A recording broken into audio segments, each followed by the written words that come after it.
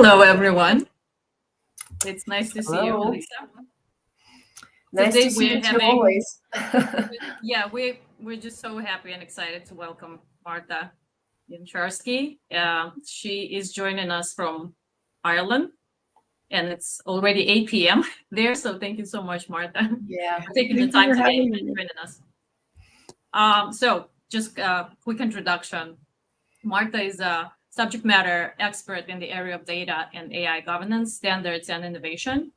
Marta is a seasoned strategist with expertise in AI governance and management frameworks and ISO IC JTC 1 SC42 Artificial Intelligence Committee member. Currently, Marta is serving as a National Standards Officer at Microsoft and as chair head of delegation for Ireland for National Standards Authority of Ireland. In the past, Marta advised AI innovators as well as regulators. She holds Masters of Science from the University of Edinburgh. Marta, welcome to AI in Real Life. Thank you. Thank you very much for having me. Yeah, so we will be talking about the world of AI standards. I know we touched a little bit on the topic in our previous talks, but now we have Marta really delve into some of those things. And I think since last time we talked, things actually have evolved. Which is a normal, I guess, scenario in our area of interest, because every day or every week there's something new that's coming up. So we're going to talk about a few standards and their role in what is emerging to be AI ecosystems. And yeah, as usual, we're just trying to remind folks about our fireside chats that we're not talking about any apocalyptic scenarios that have to do with AI, but kind of trying to focus on real life implications of these technologies. And with that, yeah, this is my guy Neil right here. So with that, I'll stop sharing and pass on baton on to Marta so we can start delve into our topics today. Perfect. Let me just share. This might take a second. Sure. All right. The proverbial, do you see my screen? Yes, we can. Excellent. Yep. And okay, we're ready to go? Yes. Yeah, and I'm really excited to learn more about these topics because I'm definitely not an expert. So yeah, counting on you, Marta, here. But you will be by the end of this talk. to educate us on all of this, because there are subtleties too, depending on what kind of standards and what kind of bodies. So yeah, please. Yeah, and definitely jump in with questions, and hopefully you'll come out a little bit more empowered on understanding all that's out there right now about AI standards, but hopefully just standards in general, because AI is I guess the latest, but I mean standards have been a function and a tool for many different domains, and so understanding some of that context and background, I think will serve a lot in terms of understanding what its opportunities and limitations are in the AI space. So just on like a very basic level, there's a number of different organizations that develop standards. Some of them are recognized through country membership, and so you'll have a national body, agency, government organization that represents and organizes their experts to participate in these organizations. Some of them are individual membership. Some of them are organization-based, so an organization will join that other organization to then work on standards. And then there's what I call sort of standards adjacent. So there are organizations that create standards, and they've called their documents standards, but they're different in how they're developed and also the scope of them. And so I've included here as examples of NIST and OECD. So the way I've grouped them here is, and I've separated out ISO and IEC because they are two separate standards bodies, and they have a myriad of different committees under each of them respectively. And so some of them are like around the electric components, functional safety. You have railways, like railway ties committees, medical devices, health informatics. Those are under ISO. And then you have a third committee, which is actually a joint committee between the two, and that's for everything IT. And so you'll have everything from cloud computing through to AI, of course, but also cybersecurity, data protection and privacy. And so the way that those standards are developed in particularly the column here that have representation by country, it's a very extensive and very, very structured process. So this process has been around for decades, and it's pretty confined channels of what are the possible outcomes of what types of standards you can create. There's technical reports, there's technical specifications, there's international standards. There's standards that are like reference standards, like terminology, right? Those are a fairly classic template that's used across all domains. But the way that they're developed is through expert participation on behalf of a country. And so you have opportunities where that country's experts come together, they form a position, and they put together comments as that country. And then there's an opportunity for work at an expert level where experts that are accredited through their country's national agency or body can then sit at a round table, have discussions around content, develop it out, and then work through those cycles to then go back through on national body. So it's a very repetitive, ballot-based, consensus-driven process. And you have a very similar process to CEN, CENELEC, and then CEN-CENELEC. It's the same sort of setup where you have CEN and CENELEC have a variety of different committees, and then they've come together under CEN-CENELEC for a number of IT committees, and that's where you'll also see the AI committee come through. So a whole sort of gamut, and of course, there are relationships between these committees because, as we know, there's interplay, particularly with IT committees and industry verticals. So we have relationships with, for example, AI and health informatics, with, for example, cybersecurity. There's different liaisons, different mechanisms in which those committees can collaborate to then create standards for that space. I've listed here 2 examples on sort of the various membership models. You have ETSI, which is European-based organization, and has done a lot of standards in the telecom space over a number of years. And they have actually 2 modes of operating. They actually have an organization based, so you as an organization subscribe to participate in their standards development. They also do have a representation by country mode, and so they work to sort of satisfy their relationship with the European Commission. So they have different memberships. And then IEEE, I think a lot of people are familiar with that as individual membership, possibly organizational membership. There's a whole gamut, quite a number of academic and student opportunities there as well. And then the standards adjacent, as I mentioned before, I have NIST here and OECD. They develop documents, they're referred to as standards, but they are very different in their development process to these other organizations.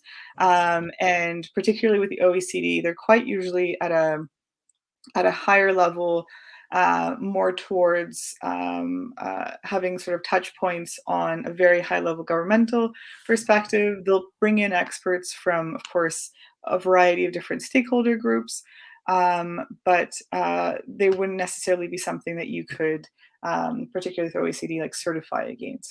So that's kind of the landscape. Please jump in, as this is not going to be a lecture.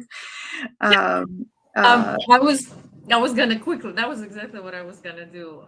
So in our brief discussion yesterday, right when we were preparing for this live, you insisted that we first of all make this distinction between all those standardization bodies, right, and why it's important for other people to know. And you mentioned like there's been a lot of confusion why it's important and why you think there's been so much confusion as far as the work that they do, or how far reaching and how serious the standards that you implement by Yeah, either. absolutely. So, you know, I'm like, I think standards, it's a word, you know, it's very common. There's a lot of different contexts and definitions. And if I can use the pun, like the word hasn't been standardized. And it's subsequently used in a different contexts. And so just to be able to understand when you're reading material about it, or articles about it, just the different functionality based on what has gone into those documents, and then also where can they be used, like what's the functional target audience, right? And so I think this is why it's important, because it's not to provide a hierarchy of importance based on these documents. It's more on a spectrum of where where they can be used under what target audience. And of course there is some overlap, but I think that'll really help, particularly those that haven't had experience with standards in other areas before, to sort of start piecing together on how those what's the interplay. And you also mentioned that there's kind of there's a spectrum, right, between all those bodies and the standards that they produce. So there are certain standards that they offer certification, right? That you can show that you're in compliance, or others don't. You can just simply, I don't know, quietly comply, and just that's it. Why it's important for organizations that are thinking about integrating AI or implementing AI into their business strategy? Why it's important for them to kind of know about this distinction, right? What does it depend on? Yeah, so for sure, I think whether the document has requirements or not makes a big difference, because, of course, to your point about being able to show compliance, having a requirement, of course, gives you that structure. But I wouldn't exactly discount documents that, of course, don't have the ability to get audited against, or certified against. And I mentioned terminology standards, right? And it seems a very benign example, but it's super important to be able to have consensus on even sort of the basic terms. You know, for we're looking at AI, like what is an AI system? Being able to go about that, and when we talk about risk, what kind of definition of risk are we using? Those are really good standards and documents to have, particularly to be able to have again, if you're new to this space, to be able to have what I would call that reference document, right? To be able to understand the context, or even what is being used. Of course, there's terminology provided in every section of the standards that are published, at least in ISO IEC and SEN-CENLEC. But I think it's important that when you're looking for that reference material, particularly if you're at the beginning of your journey, and being able to leverage those what I would refer to as, they're not officially called reference documents, it gives a good baseline, and it gives a good introduction to the type of language and thinking. And I think, especially if you're looking towards standards that will have a certifiable aspect that they are auditable against, then that will give a good sort of lead up and runway into being able to tackle some of those standards. Yeah. I'll lay off with the questions, although I have a ton more. Otherwise we won't be able to finish with this. No worries. So just very basically, and I wanted to elaborate more on the process of standards development, because I think it really makes a difference in understanding the language of what you see in your final product. So this example will be more towards, again, the ISO IEC space and the SEN-CENLEC space. But the diverse stakeholders is a critical component of both of those organizations. And especially when you're doing representation by country, each country has that chooses to participate, of course, in committees, they will have their pool of expertise. And that pool really comes from sort of four main areas. We've got the academia, we have industry, we have regulators in government, we have civil society, consumer groups. And so between those sort of four buckets of stakeholders, you're able to pull through your expertise in this area. And that will seed experts into specific standards development, but it'll also be the sounding board for that country's national position, especially when they're voting on projects being developed and being able to provide actual comments.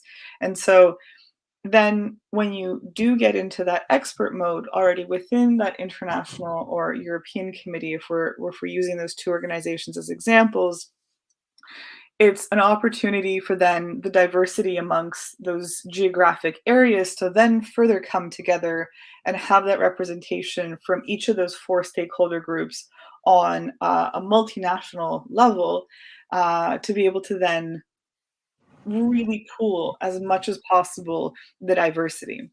Now, the flip side is from all that diversity, we need to have a consensus build, right? And so we need to be able to have those discussions and exchange of viewpoints to be able to come together to a consensus on the content of that document. Because at the end of the day, the hope is that that document can address as many needs and as many of that technical expertise as possible. So especially when we're looking at a domain like AI, it has a very wide application. And so you're hoping that the language that you're using in these standards can address and make itself interoperable with the existing standards landscape, right? All the different hundreds of standards that have already been published in those application spaces. And make sure that hopefully that language is universal enough and that there is that opportunity.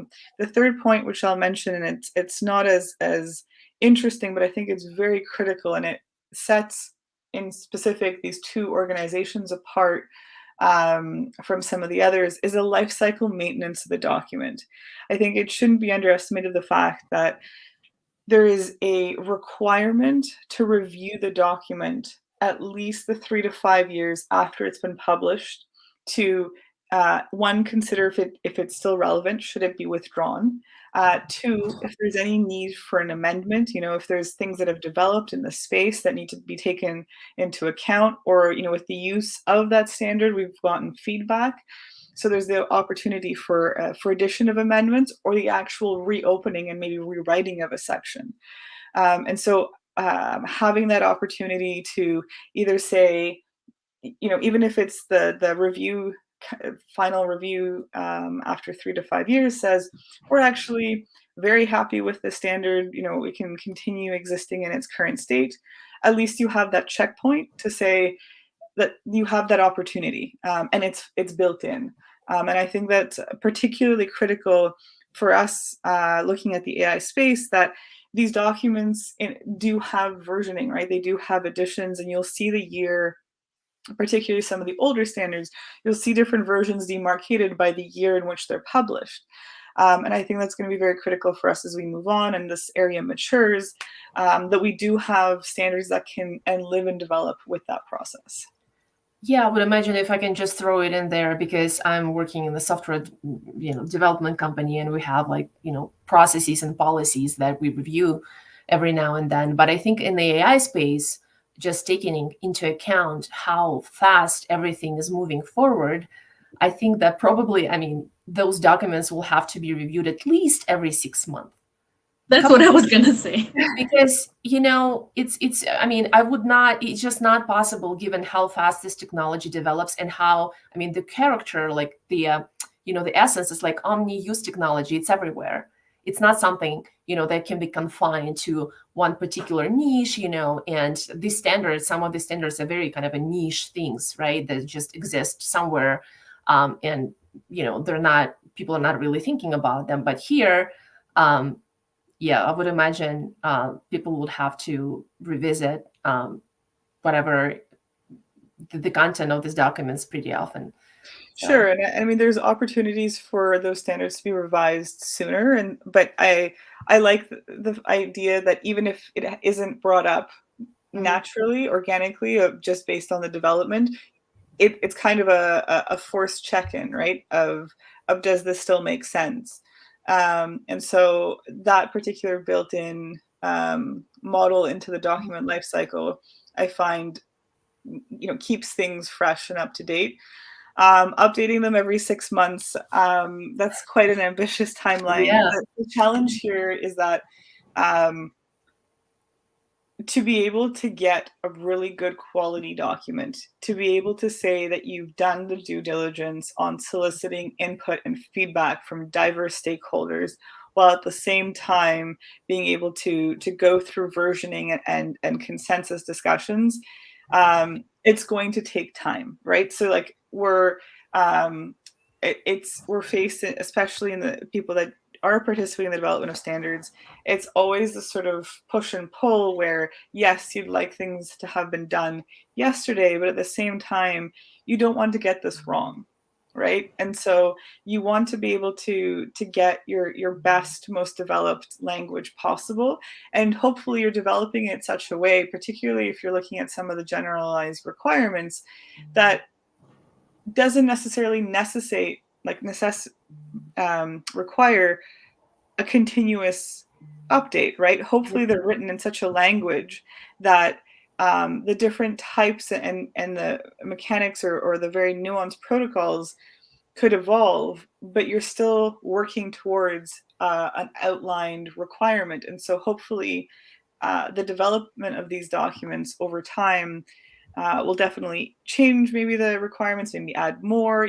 There's a variety of opportunities, but hopefully they're written in such a fashion that when you're looking at risk management, your basic risk management principles, when you look at cybersecurity or even privacy, they're compatible, right? And so it's a matter of just at a certain point making sure that we're bringing into like those best practices into the AI space, and hopefully shrinking that ability of saying, okay, well, not everything is novel. We have some building blocks that we've used in other domains, and they may actually apply here. Yeah, or maybe we'll have Gen AI tools that will go through, built in, and like every 6 months, whatever flag you're set up, they will go through and just kind of check for, for updates or anything that needs to be. That would be awesome, right? Yeah. At least outsource some of it, but definitely I understand the challenge, especially for this, for these organizations that actually require, the state membership, or, where you have to, there are just so many stakeholders, so many different angles at play. So I'm actually surprised how anything can even get done in the environment like this. So to me, the existence of these standards that people are actually agreeing to is pretty impressive. Yeah, exactly. Two sides of the coin. On one hand, they're very slow to be published, and it's a very rigorous process. But on the other hand, the fact that we do get these documents published in some of these areas that like AI, it's there's definitely some optimism on the fact that we can get something done. So what happens when we get this document? And I know we've talked in our calls before about, of course, the regulatory angle of standards, right? And I think that's where a lot of attention is being brought forward. Of course, there are AI acts being developed all over the world. The EU AI Act is, of course, a huge focus for many of us. And so inevitably standards get talked about in that lens, right? About how can they be used for compliance? How are the requirements aligned? Can they give you a green light on any of the regulatory requirements, etc.? And yes, there's definitely a role that standards can play. They have played.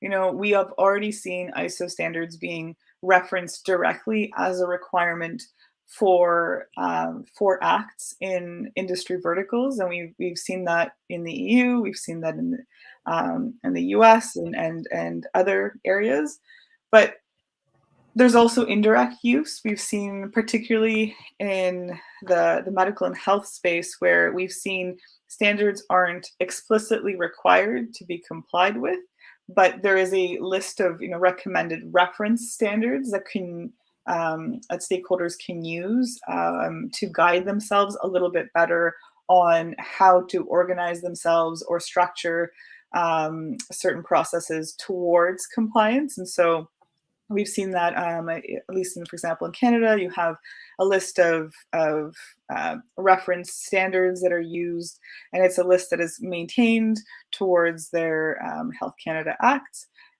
So we've seen different types of regulatory uses. However, putting that aside for just a minute, because I have a feeling we'll definitely be coming back to that, I want to mention that it's a area where standards are used, but there is it's a spectrum of purpose for standards, right? Standards are not purpose built for a specific regulatory act. If you look at an ISO IEC standard, they're supposed to serve an international audience, but then also for an international purpose. And when we look at the history of where standards have been used, there's a number of them that have been used, particularly in contracting and procurement. And so we see that even with government procurement, where the idea of writing out all your specific specs that you are looking for all your bids, well, it's definitely a lot easier to just compile that and say, look, we need you, if you're interested in this, these are the standards, and we require certificates for audits against these 3 standards, for example. When we look at B2B, particularly in industries that have extensive supply chains, I think aerospace is a great example in this, where there are many different components being organized and produced by different manufacturers, and those manufacturers work with subsequent manufacturers for assembly, and it sort of builds up. They need to have interoperability, and they have to maintain a certain level of quality that rolls up through. So a lot of those contracts, when they're coming together, and those partnerships that are established, will be done on the basis of standards. And there's an organization, SCE, that has a number of those standards produced that are referenced in those contracts, because it just gives a seamless baseline for this whole ecosystem and a supply chain to be able to come together. And I know you've mentioned the software world, and particularly with security protocols, there's a number of standards that get referenced for software companies to work in that ecosystem. Yeah, that's right. I mean, you mentioned aerospace and defense, and that definitely rings the bell, because, like, for example, something like an operating system in a Boeing jet, right? So there are so many different components, and many of them would have to go through the functional safety certification, so the entire system can get certified. And that actually a pretty long process. But I think, in the supply chain environment, when you have so many, players, and the final product has to be safe enough. Maybe Boeing is not such a good example these days, but it's just that's why I was laughing. Yeah. I mean, it's not. I mean, it's not a funny topic, but yeah. Even, or for example, I think another good example, just to give people an idea. I think that food industry, right? So we have a lot of kind of that's where supply or automotive, right? The parts. So, and you have to have a product at the end, I guess, the vehicle that would have to be functional and safe enough and go through all this certifications, for the parts and also for the software as well. So, yeah, that, and that's interesting, because I guess, and we'll talk about this, I guess, later, but when, the entire AI hype started and just kind of starting swallowing everything, and there was no regulations, and I was thinking, how could we possibly self-regulate, or what can we possibly do? And I was thinking about the standards. That's probably one of the avenues that is actually feasible for the companies and for the businesses to go through, because in the absence of regulatory framework. But since 2023, I think we're in a different position right now. So it's going to be interesting to see that interplay, as you're saying, like with direct references in some of the legislative acts, as opposed to kind of that indirect use, how that's going to play out moving forward. Because I think that April 2024 is very different from April 2023 when we were in terms of the AI space. So yeah, no, for sure. I think it's going to be interesting with those regulatory discussions, because we do definitely have a number of standards that have been published in the last year. And in particular, out of SC42, so that's the ISO-IC committee for AI. I participate as an expert there, as well as my participation in Sensenlec JTC 21, which is the AI committee there. I reference here, there's the ETSI space for AI. At the moment, I think it's predominantly security, but of course, that is also a very wide domain. And then IEEE also has a series of standards. So if you're looking at kind of lists of what standards have been published and what kind of work is going on, I think this would be a great starting place for those interested. They all have their respective websites with their respective lists of those standards. So SC42 has I think 2 now standards that are actually freely available. So that gives a good, and those are sort of the baseline foundation standards. So I think they're great reading if you want to kind of take a look at.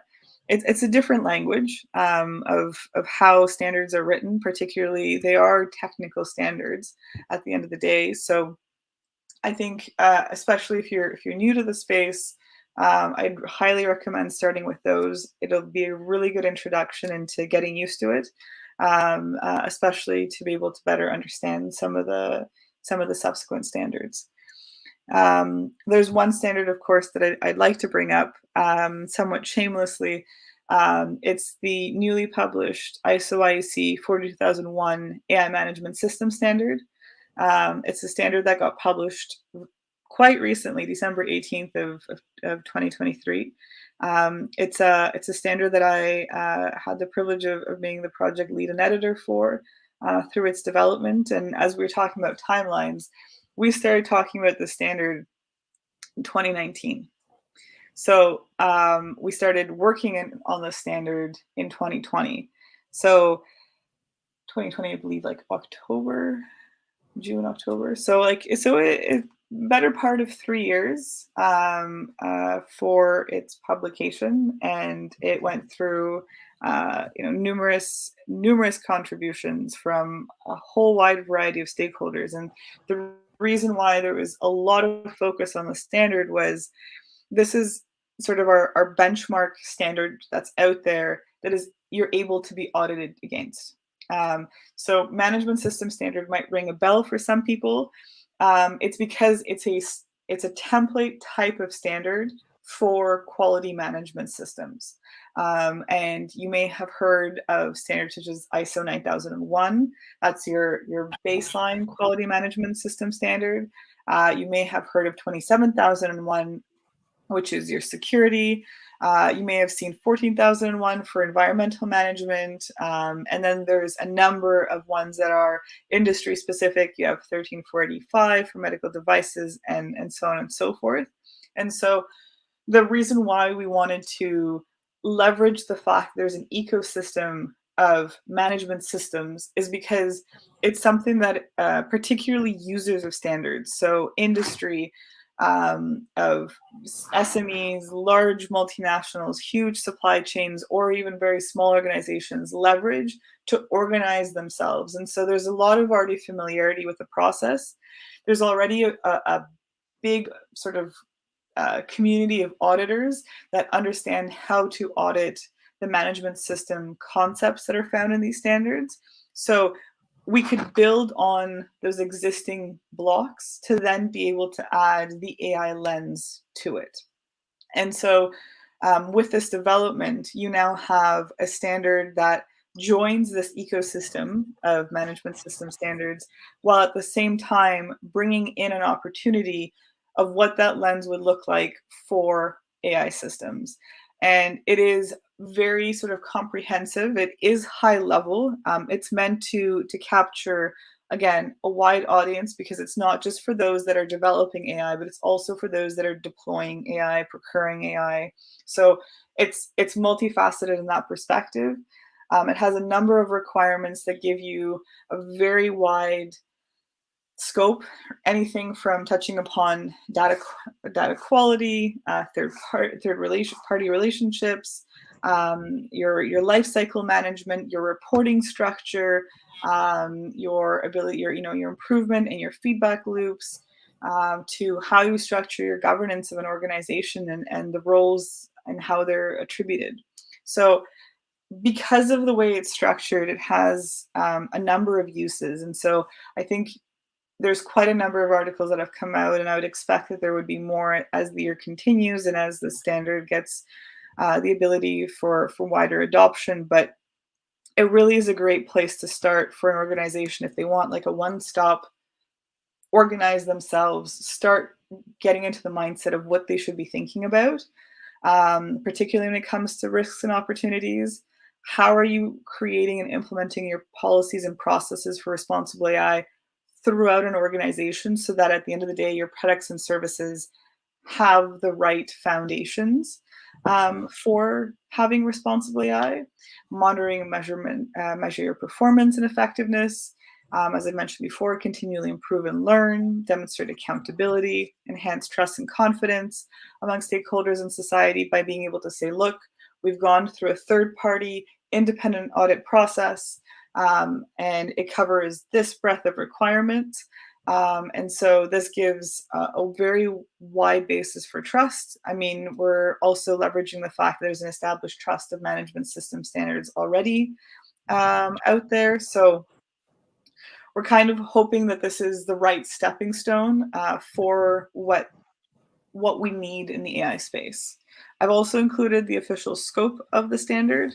So it gives you a bit of a flavor of how these standards are written, but also just to give you exact wording about where the standard can be used. Right. So you can achieve compliance with the standards and certification after you have been audited, or it's just kind of something you can self-certify, just have a checklist and just show that we have completed all the requirements? So no, this standard is built to be to have an audit, right? And so right now, my understanding of certification bodies that provide audits are working on that process to stand up offers of being able to train auditors to go out into the space. There is a standard actually for the requirements for auditors against the standard. It's called 40,006, and that will hopefully be published soon. It's in its final stages. And so that will then couple together, be able to be the baseline to which you can go forward.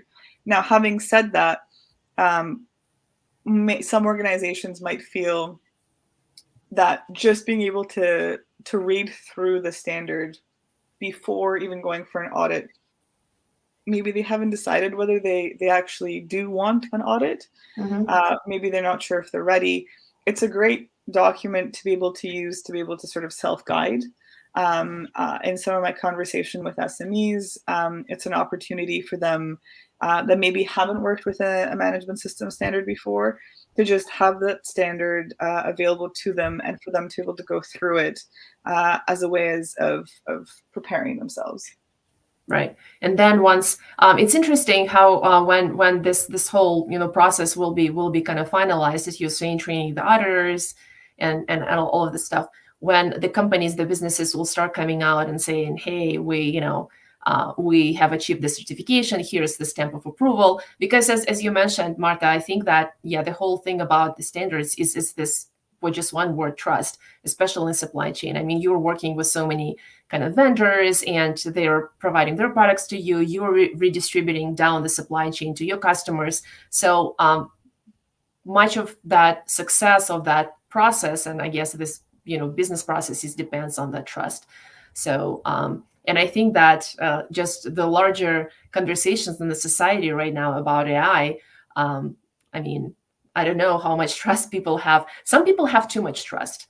The notorious legal professionals who are using, Gen AI tools to write their briefs and then getting disciplined by the state bar associations. That's, I guess, the extreme example, or some people who actually do not have zero trust in the system. So I think that hopefully this process will help with time to achieve some sort of a balance, because this technology is not going anywhere. I was just gonna also say that apart from the fact that it's comprehensive, right?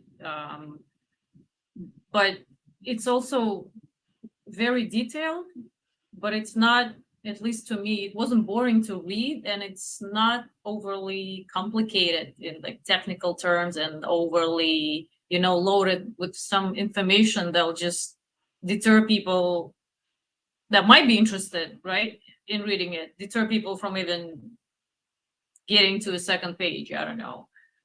To me, it was interesting, and it lays out this clear path from, like, as you said, Marta, it's for everyone. It's for big and small companies who've never dealt with AI systems before, and they're just probably on the fence, and they're thinking, well, what are we going to do, right? Where do we even start?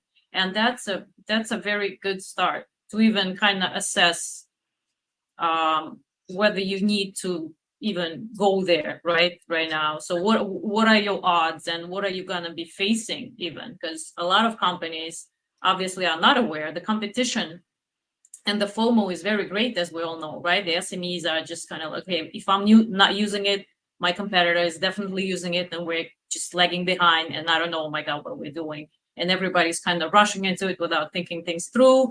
Then the usual stuff happens, and then it's too late.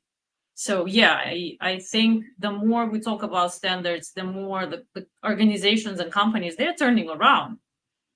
Everybody's starting slowly, but it's starting to kind of look this way, that everybody's starting to think about AI risks, about how to manage those risks. And it's a very good thing, but we need to kind of speed things up in terms of adoption, I would say. Obviously, for any organization or company that's in this for a long run, right? They need to start yesterday with the AI risk assessment and AI risk mitigation, and kind of thinking things through. Otherwise, why the hell bother? Yeah.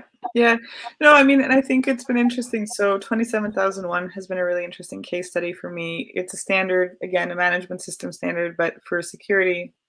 And for it never, at this point in time, has been outright referenced as a specific requirement in any regulatory act.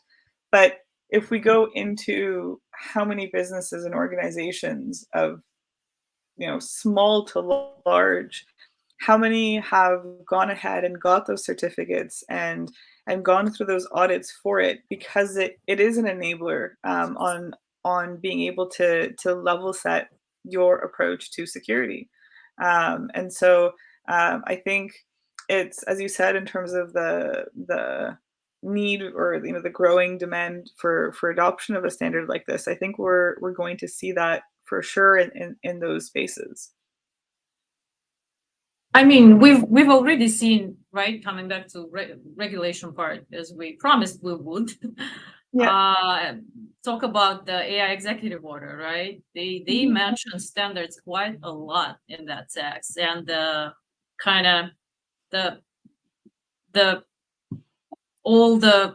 wouldn't say, so it's kind of been shifted to those standardization bodies again, right? In the absence of any regulation, I'm talking about the ES right now. So the accent is on NIST, right? The AI executive order, they're just flat out telling NIST, and they've already delivered on some of the expectations. They're telling them outright, guys, we need standards, we need red teaming standards, we need AI risk assessments. We need some framework, give us something, right? And essentially letting us know that standards are going to be playing a very big part when it comes to AI regulation. I mean, it's very good. But Yeah. where are we going with this? Will it be widely adopted again, right? Other companies be willing to go through with this? Because obviously the cost of complying is going to be huge for some companies. Yeah, no, for sure. I think it's definitely conversations from, further down the line from just the concept of developing and using standards. But yeah, of course there's a cost. I mean, there's a huge opportunity with the use of ISO standards and international standards, ISO IEC standards in AI, because if there's an opportunity that multiple legal jurisdictions are requiring, let's say hypothetically, 40,001 certificate, well, the fact that you just have that one certificate and the cost and effort of being able to go through that audit, you can leverage it over a certain amount of different jurisdictions. I mean, it definitely goes a long way in terms of resourcing, right? Now, as I said, it's a hypothetical situation. I think we're still a ways away to understand how that kind of landscape would work and how different international requirements would go. And I think that's definitely more of a conversation for somebody in a regulatory capacity. But I think for someone who's been in standards for a number of years, it has been absolutely really interesting to see that call out, that very explicitly an ask and a want from the executive order, from the EU AI Act standardization request, these explicit asks for standards from regulators. And so I think it's great. I think it's good that it's being worked on in the development. I think it's always an opportunity to bring as many sort of avenues and tools together. Of course, it causes a challenge to be able to navigate all the timelines of development and inputs, not only just standards development, but and then the relationship with those types of regulatory mechanisms. But it's as much as AI is novel, a lot of what we're doing here in these types of processes is novel, right? I think if for those that have studied and looked at how GDPR evolved, it's definitely similar in terms of some of their similarities in how the EU AI Act is coming together, but there's quite a lot of differences and quite a lot of things that are being done somewhat new, I'd say. We had a question here. Yeah, we're having a couple of questions from Aaron, and I think Aaron is asking about that specific ISO standard for the auditors that Marta you mentioned. And correct me if I'm wrong, but there is one ISO. I think it's 42,000 as well, and it's the requirement for actually the auditing institutions or bodies who are providing audit and certifications for AI management system. I think it's 42006. Yes. But Marta, I wanted, I'm not sure. I just wanted to ask you if that's the case. Yeah, so exactly. It is 40,006, I believe. So it's in the draft stage before it goes to final draft. So that It's one, another standard that's under development that I would highly recommend tracking is 42,005, which is the AI impact assessment. It's sort of a complementary standard to the concept of risk management and understanding your risk level, understanding your impact and impact assessments. A number of, even in Canada, the original approach was an algorithmic impact assessment to be able to better understand how to manage and mitigate it. This standard fits in and is interplayed with the development lifecycle standard here that Aaron's mentioned. Yep. 5533. Mm-hmm. So they are complementary, and the concepts defined in that standard around life cycle are used throughout the subsequent standards. Right. I have a feeling that, the 5338, when it comes to AI, is just an extension of the software development lifecycle standard.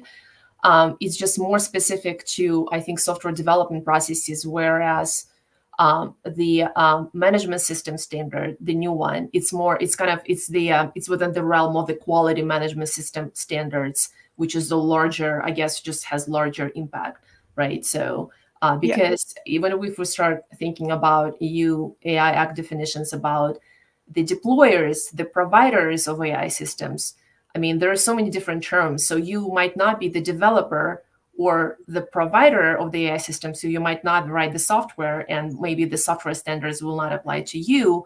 But if you're a deployer or somebody who is distributing, for example, and I'm just theorizing right now, so the AI maybe quality management standard might apply to you, but again, that remains to be seen. So I think it has just a larger impact as opposed to software development lifecycle standards that just covers your, how you write code, like, testing, debugging, things like that. So we have to have certain process for that.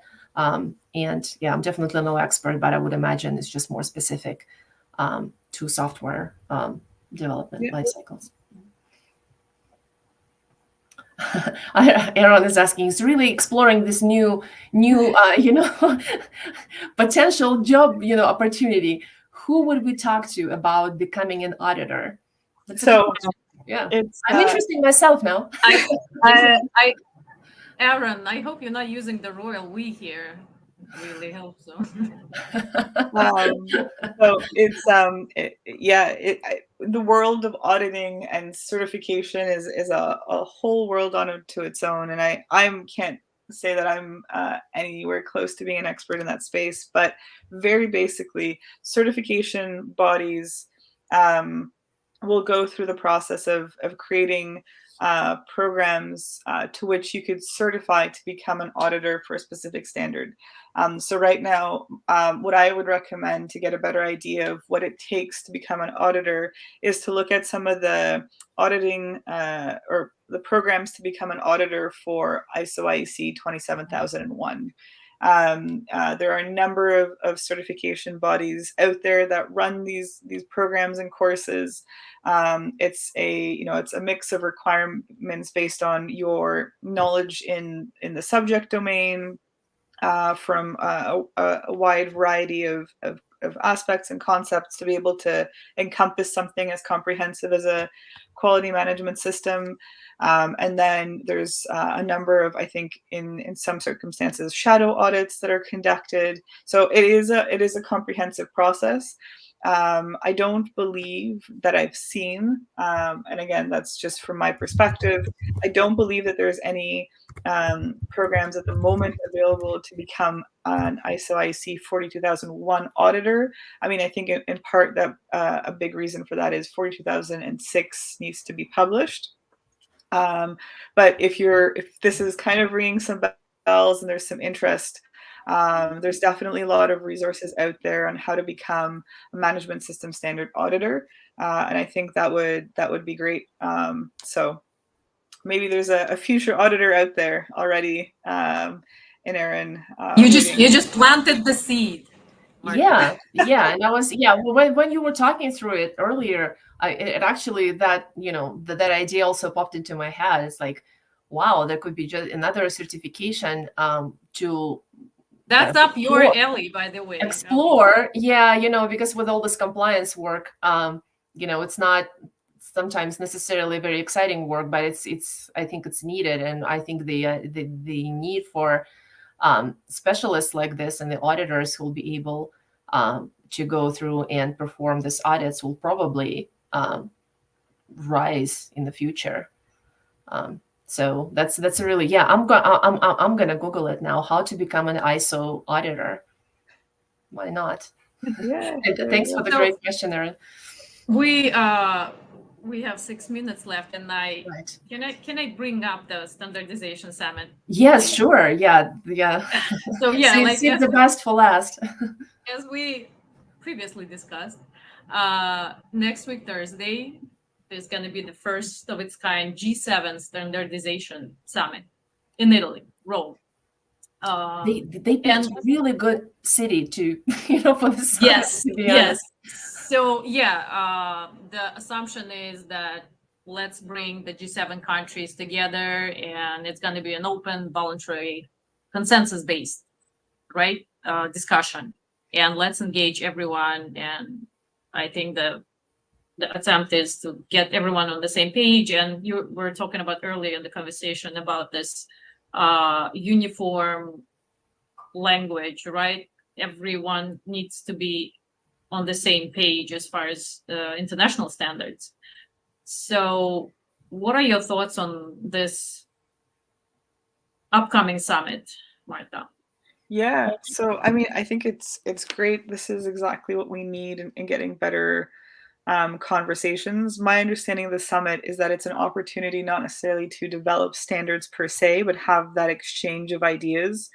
Senlec and ISO will be there at that summit, and so it's a great opportunity to share with the G7 members, the scope of the work they're doing, the relationship that they have between each other.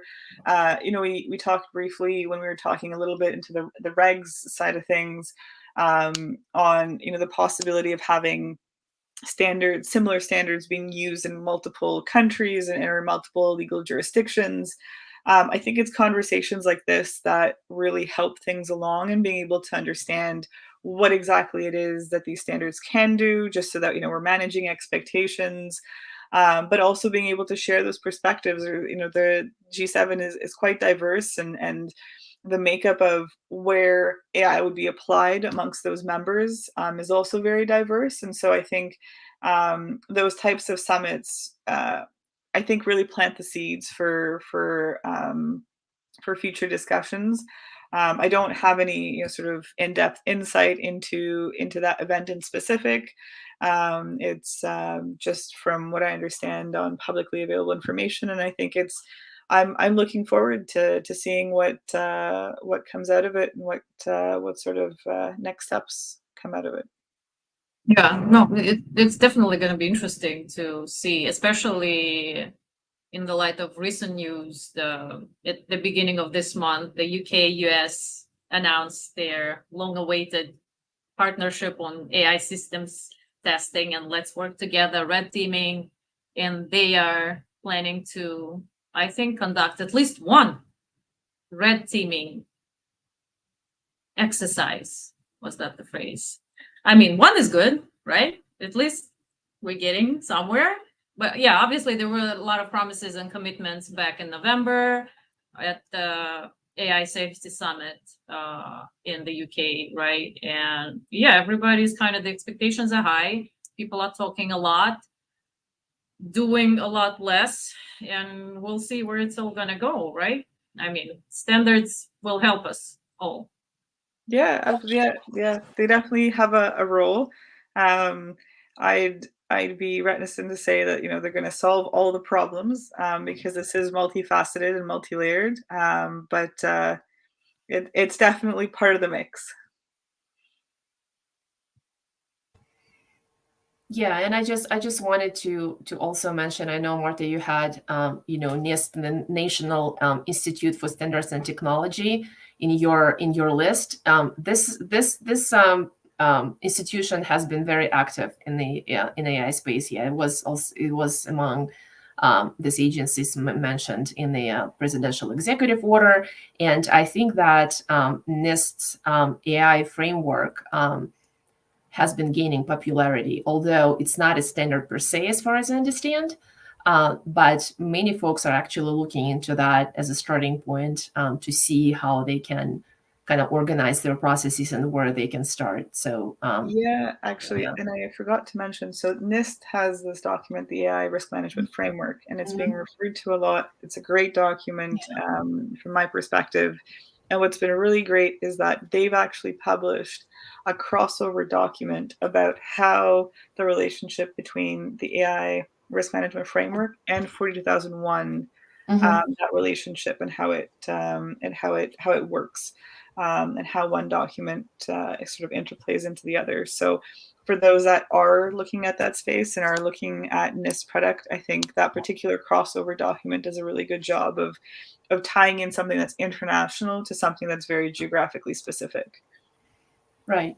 Yeah, NIST has been doing a lot of work on also, just a little digression, but also on the security vulnerability front. I mean, this is our to-go-to, also kind of a body for anything that happens and being registered as a CV, security vulnerability thing. So this is also, NIST definitely plays an important role in this process, although it's not the body that would provide you with a certification, but many people are looking up to NIST for many things. So definitely worth exploring.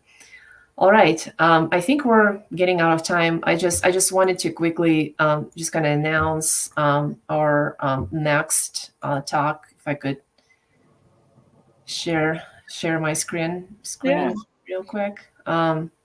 I just wanted to point out, like, thank you for having me. This is, I mean, your talks have been really fascinating, and I'm a happy listener, and will be, of course, going forward. It's nice to share my personal views. You know, I wear a lot of hats, so I want to make sure that you can come back anytime, Marta. People are aware that these are, you know, my personal views on the matter at play. Yeah, thank you so much for joining us. Also considering that considering the time difference, but it looks like folks from the UK and Ireland are really interested in these topics, and there are lots of experts, because next time on April 25th, we're going to have a guest speaker from the UK joining us again. And we're going to be talking about open versus proprietary or closed AI models, which is going to be a very interesting talk. Not just from the legal perspective, but from the society perspective as well, because I think there is a dilemma right there, and many people are talking about it. So yeah, Marta, thank you so much for joining us, and have a good night. Thank you. And yeah, hope to see you again. All right. Thank you all. Thank you, our audiences.